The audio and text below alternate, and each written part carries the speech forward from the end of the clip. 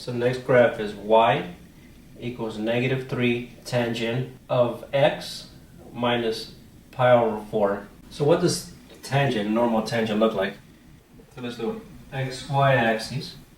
And it goes from negative pi over 2 to positive pi over 2. And it goes up to 1 and down to negative 1. Here's your xy. And then there are asymptotes on this. Remember, this goes up and down, but it never actually touches the asymptote. We have a vertical asymptote. So how do we write the equation of a vertical line? You would write x equals, so this is negative pi over 2. And then this asymptote is x equals pi over 2. So we're going to start this by binding the argument from where it usually starts and where it usually ends. So I have negative pi over 2 bound by, this is the argument, x minus pi over 4, and it usually ends at pi over 2. So our first goal is to get x alone by itself, so I'm going to add pi over 4 to both sides. Okay, so then if you have negative pi over 2 plus pi over 4, we have to have common denominators, so that would be a 4, and then 2 times 2 is 4, so this would be negative 2 pi. So negative 2 pi plus pi is going to equal pi over 4, and then now we have x by itself, and then this is going to be pi over 2 plus pi over 4. So the same thing, we're going to have common denominators. This would be a 4, and then 2 times 2 is 4, that's how you got that, so then this would be a 2. So 2 pi plus pi is 3 pi over 4.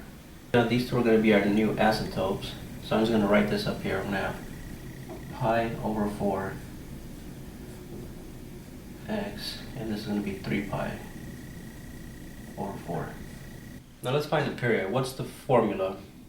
Formula for tangent is going to be pi over b. And what is b? So b is the number in front of x. And what's the number in front of x? Let's imagine it's a 1. So it's going to be pi over 1, which is the same thing as saying pi. So this is going to be a period. So how do we draw this graph? Well, let's start with the x-axis. Okay, we know that one asymptote is negative pi over 4, and it goes 3 pi over 4, and we know, just like our original graph, we have to split up in 4 parts. Okay, and then now we just have to find out what these are. So the first one, the easiest one, is the one in the middle. What we're going to do is add these two and then divide it by 2 to get this one. It's going to be 3 pi over 4 plus negative pi over 4. So 3 pi take away pi equals 2 pi over 4. And then 2 goes into 4 2 times. And then remember, we're getting the half of this. So times that by half, which is going to be pi over 4. So this middle one here is going to be pi over 4. Now let's do this one. So this is going to be pi over 4 plus, and then this one, negative pi over 4. So positive pi over 4 minus pi over 4 is going to be 0. This is going to be 0. This one's going to be 3 pi over 4 plus pi over 4, which is going to be 4 pi over 4, and the 4's crossed out. It's going to have pi, and then remember, we're taking a half of that times half. Just imagine there's like a 1 here, so it's going to be pi over 2. That's this one. Okay, so first ones are going to be our asymptotes. Okay, so the middle one is going to be right here. And remember, when you have a negative in front of your function, that means that your graph is going to be flipped, turned upside down. So instead of going this way, it's actually going to go this way. So this is going to be your y-axis,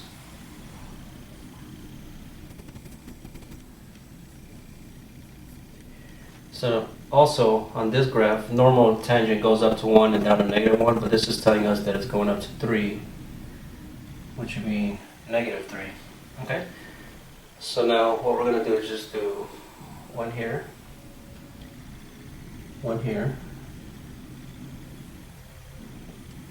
and then it's going to go close but not actually hit your asymptotes. So what is this x-intercept? Pi over 4 and 0, right? I think if we want to label the asymptotes, x equals negative pi over 4, and then this one will be x equals 3 pi over 4. Okay, so now we got our period and our phase shift. So we have to look at the graphs. The original tangent starts at 0, 0 is right in the middle. This one was shifted over, right? Pi over 4. So it went pi over 4 to the right. Pi over 4 to the right. So let's do the range. Remember, the range is how high it goes and how low it goes. So what is the range? How high does this go and how low does it go? So it goes down. This line just keeps going, so it goes down to infinity. And then high just goes up to infinity. Okay, let's also do the domain. Now the domain is your x value.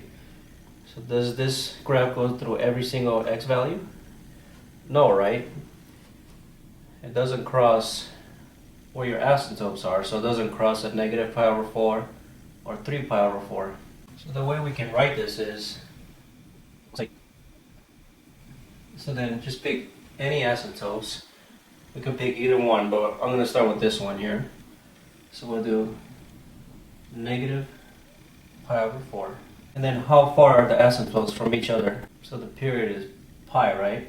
From whatever asymptote you wrote, which I wrote negative pi over 4, what did you have to add to that to get to the next asymptote, right? So pi. So if we start at this one, it's going to be plus pi. And then what if you want to go to the next one?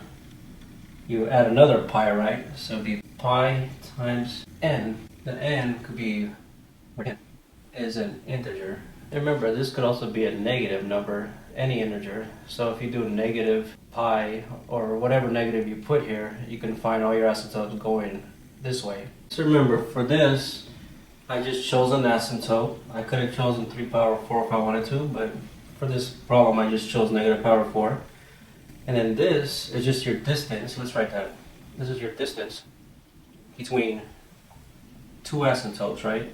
So remember, the domain is asking you, what are all the x values that you cross, right? So what we wrote here is all the x values that it doesn't cross. So since this graph goes through pretty much all x's, or most of them, except for the asymptotes, that's what we're saying here. So then this means it's a set of all integers such that x could be anything you want it to be, as long as x is not equal to the asymptotes, where n is an integer.